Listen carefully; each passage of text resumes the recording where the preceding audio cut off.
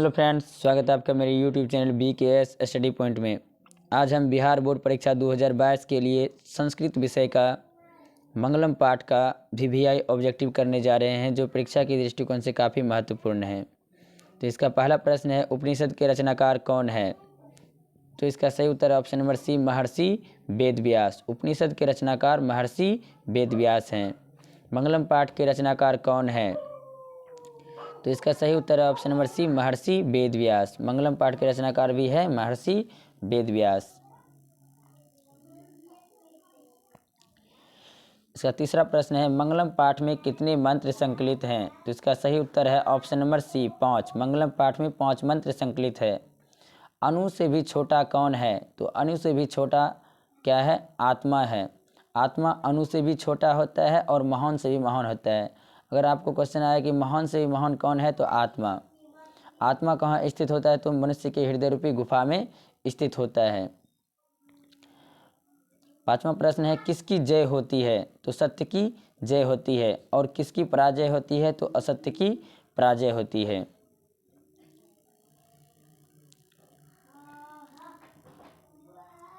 छठा प्रश्न है, बहती नदी कहाँ मिलती है? तो बहती हुई नदियाँ जो है समुद्र में मिल जाती है। इसका सही उत्तर है ऑप्शन नंबर सी।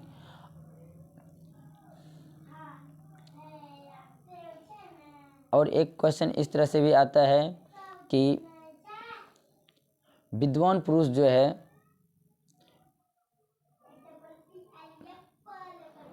अपना नाम और रूप छोड़कर किसको प्राप्त कर लेता है? तो विद्वान पुरुष भी जो है अपना नाम और रूप छोड़कर परमात्मा को प्राप्त कर लेता है। उसी तरह नदियाँ भी जो है अपना नाम और रूप छोड़कर समुद्र में मिल जाती है। सातवां क्वेश्चन है, जंतु के हृदय रूपी गुफा में क्या स्थित है? तो जंतु के हृदय रूपी गुफा में क्या स्थित है? आत्मा स्थित होता है। और इस यहाँ पर जो है तत्व दिया है, तत्व भी यहाँ से आत्मा ही समझा जाएगा। इसका ऑप्शन नंबर ए सही उत्तर होगा। अगला प्रश्न है, ब्रह्म को प्राप्त करने के विषय में बताया गया है। तो ब्रह्म को प्राप्त करने के विषय में मुंडकोपनिषद में बताया गया है। ऑप्शन नंबर डी इसका सही उत्तर है।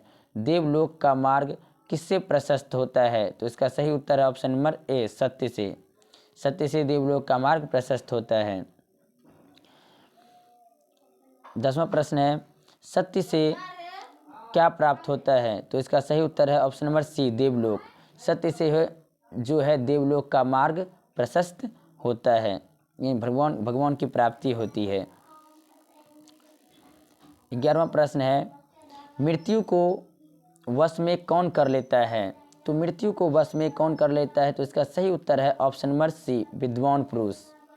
विद्वान पुरुष क्या है? मृत्यु को अपने वश में कर लेता है।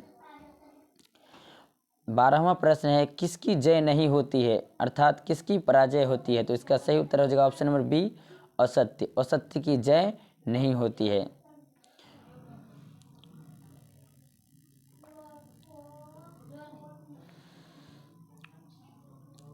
अगला प्रश्न है, उपनिषद में किस महिमा का वर्णन किया गया है? तो उपनिषद में परम पुरुष की महिमा का बखान किया गया है, परम पुरुष के बारे में बताया गया है।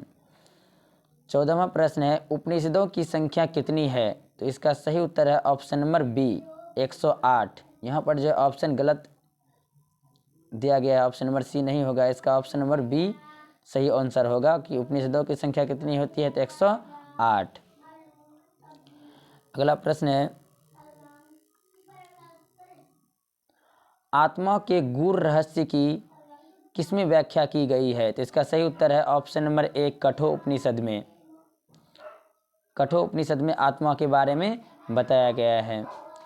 परमात्मा की महिमा का वर्णन किसमें किया गया है? तो इसका सही उत्तर है ऑप्शन नंबर बी, ईशावास्योपनिषद में। ईशावास्योपनिषद में परमात्मा की महिमा का वर्णन किया गया है। अगला प्रश्न है, ज्ञानी लोग और अज्ञानी लोग में अंतर किसमें बताया गया है? तो इसका सही उत्तर है ऑप्शन नंबर सी, श्वेताश्वर उपनिषद में बताया गया है। सत्य का मुख किससे ढका हुआ होता है? तो सत्य का मुख जो है हिरण्मयेन पात्र से ढका हुआ होता है। इसका सही उत्तर ऑप्शन नंबर डी हो जाएगा। या सोने के पात्र से भी ढका हुआ होता है। हिरण्मयी पात्र का मतलब होता है सोने का पात्र या चकाचौंध। अगला प्रश्न है,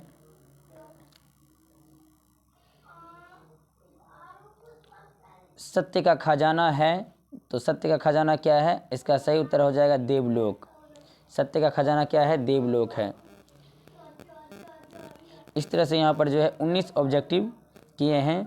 इसमें जो है सभी ऑब्जेक्टिव जो है परीक्षा के दृष्टिकोण से काफ़ी महत्वपूर्ण है और सिर्फ यहाँ पर VVI क्वेश्चंस को बताया गया है। अगर आप इस तरह के ऑब्जेक्टिव हर एक सब्जेक्ट का पाना चाहते हैं तो आप इस चैनल को सब्सक्राइब करें, लाइक करें तथा अपने दोस्तों के साथ शेयर करें।